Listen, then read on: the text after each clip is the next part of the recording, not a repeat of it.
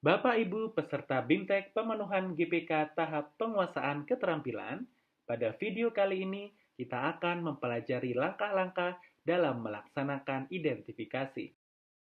Terdapat 3 langkah dalam melaksanakan identifikasi. Pertama, mengunduh lembar kerja identifikasi. Kedua, mengisi bagian A instrumen identifikasi. Ketiga, mengisi bagian B form laporan hasil identifikasi. Langkah pertama yaitu mengunduh lembar kerja identifikasi. Berikut adalah lembar kerja yang dimaksud. Pastikan Bapak Ibu mengunduh lembar kerja yang sama. Langkah kedua yaitu mengisi bagian A instrumen identifikasi. Pada bagian A terdapat 2 subbagian, yakni instrumen screening PDBK dan form instrumen identifikasi PDBK. Pada bagian instrumen screening PDBK, isikan nama sekolah, tanggal screening, dan nama Anda selaku pelaksana sebagaimana berikut. Selanjutnya, lakukan pengamatan pada peserta didik Anda di kelas yang menurut Anda memerlukan layanan pendidikan berkebutuhan khusus. Lebih lanjut, dugaan dapat juga didasarkan atas laporan guru kelas, guru mata pelajaran, orang tua, hasil belajar, atau hasil rapot siswa. Tuliskan nama, kelas, umur, serta keterangan, yaitu alasan peserta didik diduga mengalami keberbutuhan khusus pada kolom yang tersedia sebagaimana berikut. Selanjutnya, masih pada bagian A, di subbagian form instrumen identifikasi PDBK, isikan identitas peserta didik dan nama Anda terlebih dahulu. Selanjutnya, lakukan identifikasi bersumber dari faktor individu, kemudian isilah kolom kondisi sesuai dengan hasil identifikasi Anda dan tambahkan keterangan apabila diperlukan.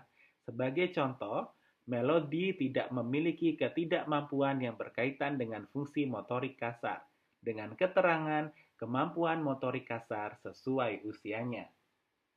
Kemudian, lakukan identifikasi hambatan yang berasal dari faktor lingkungan. Uraikan dugaan tersebut. Sebagai contoh, orang tua tidak memiliki cukup waktu untuk mendampingi Melody belajar. Langkah ketiga, yaitu mengisi bagian B form laporan hasil identifikasi. Pertama, isikan identitas peserta didik dan nama Anda. Kemudian, uraikan hambatan yang Anda duga dialami peserta didik. Sebagai contoh, kesulitan dalam aspek akademik, khususnya membaca, dapat diduga mengalami disabilitas intelektual.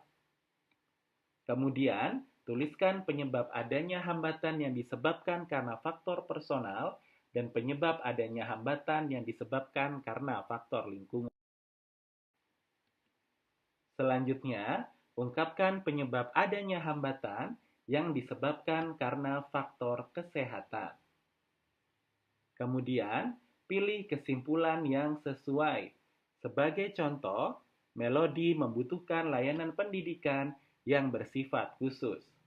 Selanjutnya, pilih pihak yang ingin Anda libatkan untuk melaksanakan identifikasi lanjut, sebagai contoh dengan psikolog.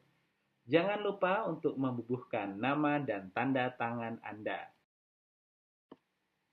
Demikian Bapak Ibu langkah-langkah dalam melaksanakan identifikasi. Sampai jumpa di video menyusun instrumen asesmen.